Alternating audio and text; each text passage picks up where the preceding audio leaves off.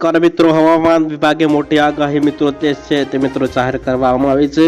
હવે મિત્રો ટૂંક સમયમાં મિત્રો ગુજરાતના કેટલાક જિલ્લાઓની અંદર મિત્રો વીજળીના કડાકા અને ભડાકા સાથે મિત્રો વરસાદ થવાની જે શક્યતા છે તે મિત્રો વ્યક્ત કરવામાં આવી છે। તો મિત્રો અત્યારે બપોરના 12 વાગ્યાની જો વિંડીના માધ્યમથી આપણે સમજીશું તો અત્યારે વરસાદની સિસ્ટમ છે તે મિત્રો અત્યારે કેટલા પહોંચી છે અને મિત્રો કેટલા સમયની અંદર સમગ્ર ગુજરાતમાં જે વરસાદી આવવાની સિસ્ટમ છે તે મિત્રો અત્યારે કેટલા ક્યાં પહોંચી છે તે મિત્રો આજે આપણે વિંડીના માધ્યમથી તે સમજવાના છીએ। તો અત્યારે જો વાત કરીએ તો મિત્રો અત્યારે સાબરકાંઠાની જો વાત કરીએ તો સાબરકાંઠામાં એકદમ મિત્રો સંપૂર્ણ આપણને વાદળછાયું વાતાવરણ છે તે ક્યાંય પણ જોવા નથી મળતું અને અત્યારે ધીરે ધીરે મિત્રો ગરમીનો માહોલ છે તે આપણને જોવા મળી રહ્યો છે।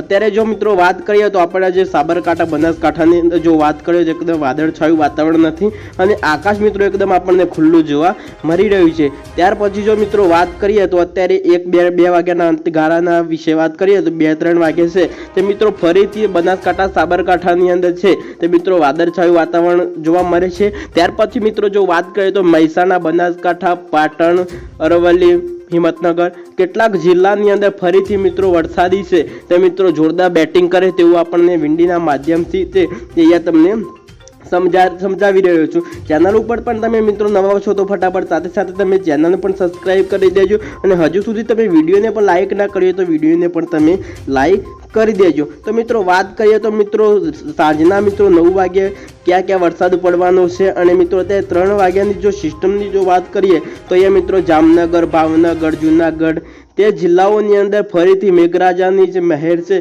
તે આપણને જોવા મળી શકે છે। ત્યાર પછી મિત્રો જો વાત કરીએ તો રાતના 10 વાગ્યાના જો અંતરની જો વાત કરીએ તો રાત્રે 10 વાગે જે વરસાદ છે તે મિત્રો ક્યાં તે પડવાનો છે। અમદાવાદના ઘણા જે ગામડાઓ છે, શહેર છે ત્યાં મિત્રો વરસાદની પૂરી સંભાવના છે તે વ્યક્ત કરવામાં આવી છે। તો અહીંયા તમે વિંડીની અંદર તમે જોઈ શકો છો કે અહીંયા પણ મિત્રો વરસાદ છે વરસવાની જે પૂરી શક્યતા છે તે વ્યક્ત કરવામાં આવી છે। ત્યાર પછી મિત્રો ફરીથી આપણે થોડા જો પાછા આવીએ તો સાંજના 4 વાગ્યાની આપણે વિંડીના માધ્યમથી સમજીએ તો અહીંયા મિત્રો પૂરેપૂરો વરસાદની વરસવાની શક્યતા છે તે વ્યક્ત કરવામાં આવે છે।